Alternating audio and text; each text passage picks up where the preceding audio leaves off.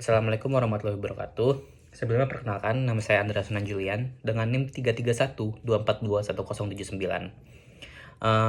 Di sini saya akan menjelaskan tentang artikel yang saya buat yang berjudul Aktivisme Digital di Era Post-Truth. Mengapa literasi digital adalah senjata moral? Video ini dibuat untuk memenuhi tugas mata kuliah literasi digital dan kemanusiaan. Sebelumnya di sini saya akan menjelaskan dulu pendahuluannya.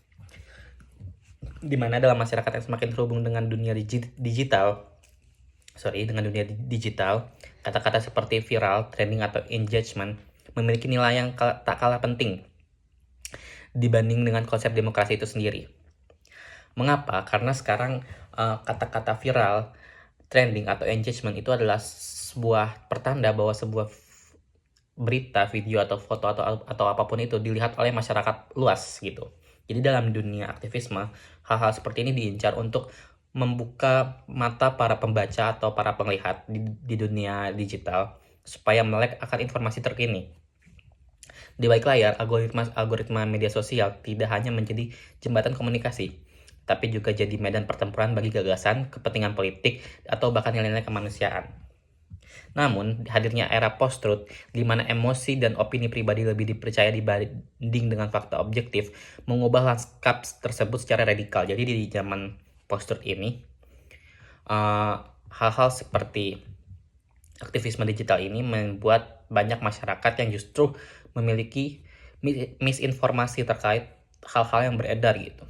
Dan sedikit menggeser makna aktivisme itu sendiri.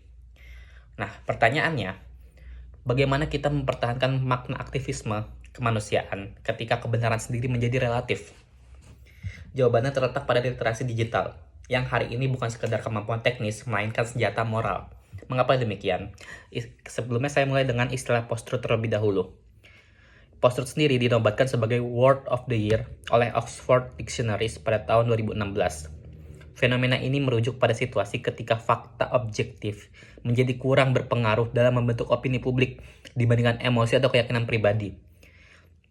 Karakteristik dari era post-truth mencakup diseminasi informasi yang cepat tanpa proses verifikasi, dominasi algoritma dalam mengatur apa yang dilihat pengguna di media sosial, serta munculnya ruang gema atau echo chamber yang memperkuat bias dan polarisasi. Hal ini menyebabkan banyak masyarakat terpolarisasi, khususnya masyarakat yang melihat berita-berita tersebut atau hal-hal yang sedang viral tersebut di dalam dunia digital. Oxford mendefinisikannya sebagai relating to or denoting circumstances in which objective facts are less influential in shaping public opinion that appeals to emotion and personal belief. Fenomena ini memiliki konsekuensi besar terhadap kepercayaan publik, diskursus demokratis, atau kualitas aktivisme di ruang digital. Dan di sini saya akan membahas juga mengenai kesempatan dan tantangan aktivisme digital ini sendiri. Bagaimana sih? Aktivisme digital merujuk pada bentuk keterlibatan sosial dan politik yang dilakukan melalui platform digital seperti media sosial. Kita tentunya pernah mendengar kata-kata tagar seperti Black Lives Matter atau kemarin UU TNI, atau kita sempat juga tahu mengenai Indonesia Gelap.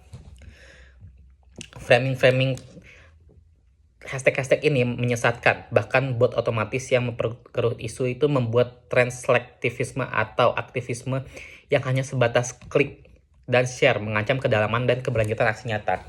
Oleh karena itu, aktivisme digital perlu didampingi kesadaran literasi yang kuat. Nah, selanjutnya saya akan membahas mengenai literasi digital sebagai fondasi etika aktivisme. Literasi digital bukan sekadar kemampuan teknis dalam menggunakan perangkat digital, tetapi mencakup kemampuan kognitif dan etis dalam memahami dan mengevaluasi informasi. Literasi digital kritis memungkinkan individu untuk membaca, menulis, dan bertindak secara aktif dalam ekosistem digital dengan kesadaran dan struktur kekuasaan informasi. Beberapa gerakan sosial global memperlihatkan bagaimana kekuatan literasi digital mempengaruhi arah dan keberhasilan aktivisme digital. Gerakan Black Lives Matter contohnya di Amerika Serikat berhasil membangun kesadaran massal melalui media sosial dengan penggunaan video, infografik, dan narasi personal yang mengunggah empati publik. Begitu pula dengan tagar Me Too yang menyuarakan pengalaman korban pelecehan seksual dan memberikan ruang solidaritas global.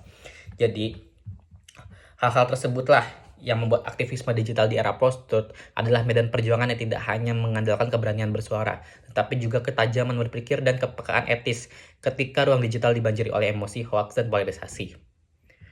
Oleh karena itu, pentingnya literasi digital di era modern ini dalam pergerakan aktivis untuk tetap memajukan nilai-nilai moral dan juga sebagai senjata moral dalam aktivisme digital di era post-truth. Demikian penjelasan video singkat dari artikel yang telah saya buat. Sebelumnya terima kasih, mohon maaf jika ada salah kata. Wassalamualaikum warahmatullahi wabarakatuh.